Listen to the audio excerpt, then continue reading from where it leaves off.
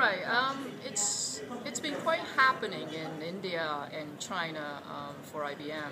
We have a number of uh, cases and disputes in India in particular, and these cases are a big dollar in value, and they dated back some years back.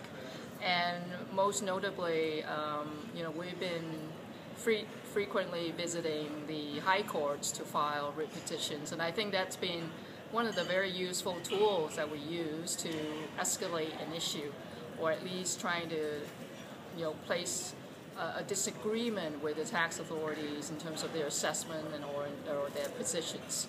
So I think going to court is not always a bad thing to do, because most companies feel that going to court is an escalation and that would make the authorities very upset. But I think it's a very good tool to use to try to elevate an issue and try to resolve it in a manner that may favor the taxpayer. So in India, this is something that we are constantly looking at in terms of a feasible tool or avenue to raise an issue to the right visibility.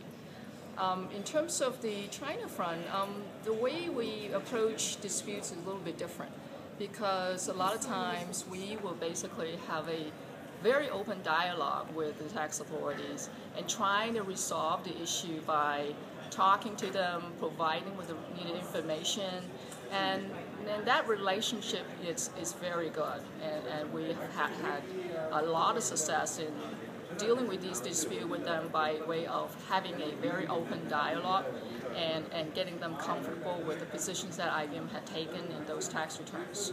So that is a very different approach in terms of managing the tax dispute or questions that the tax authority may have. So this is the two different method of approach in terms of managing the risks that I've seen in these two countries.